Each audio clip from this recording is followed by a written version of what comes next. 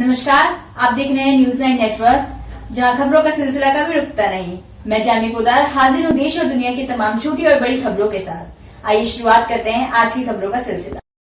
UP के बुलंदशहर में operation clean अभियान की शुरुआत कानपुर में गैंगस्टर के हिस्ट्री सीटर बदमाश विकास दुबे द्वारा की गई। 8 पुलिसकर्मियों की हत्या के बाद प्रदेश सरकार एक्शन में है। जिले में शासन ने गैंग, इनामी व बदमाश टॉप 10 अपराधी गैंगस्टर, भूमि माफिया आदि की सूचना मांगी गई है। साथ ही निर्देश दिए गए हैं कि इन पर नकल कसी जाए।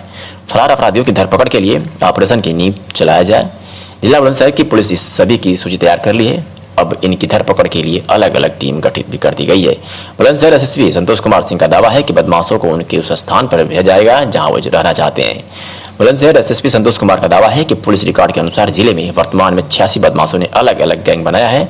इन बदमाशों के गैंग को पुलिस विभाग ने सूचना तैयार की है। हालांकि जिले में अंतर्राज्यीय गैंग नहीं है, सभी अंतरजनपदीय और अंतरजनपदीय गैंग की सूची बनाई गई है।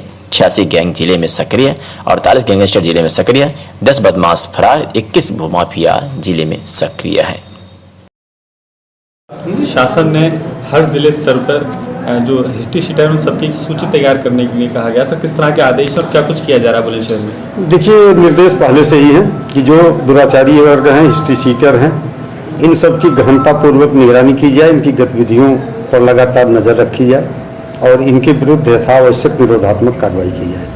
और वो प्रक्रिया लगातार चल रही है। नए जो अपराधी निकल के आ रहे हैं उनकी नई हिस्ट्री शीट खोलने के भी निर्देश थे, वो कार्य भी हम लोग करा रहे हैं। पिछले 2 महीनों में 19 नए हिस्ट्री शीटरों को चिन्हित करके उनकी हिस्ट्री शीट खोली गई है।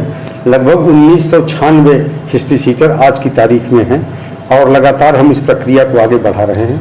इसके साथ ही हमने ऐसे लोगों को भी चिन्हित करने का प्रयास किया है जिन्होंने पिछले 1 दशक से अपराध तो नहीं किया है, पुराने अपराध हैं, लेकिन इसके बाद अभी मठाधीश होकर के नए लड़कों को पालने का काम कर सकते हैं या उनको असलहे आदि उपलब्ध करा के पीछे साथ में लोगों के साथ लेके चलने का काम कर सकते हैं। तो ऐसे लोगों को चिन्हित करके उनकी भी हम हिस्ट्री शीट खुलवाएंगे ताकि नियमित रूप से उनकी भी निगरानी हो सके।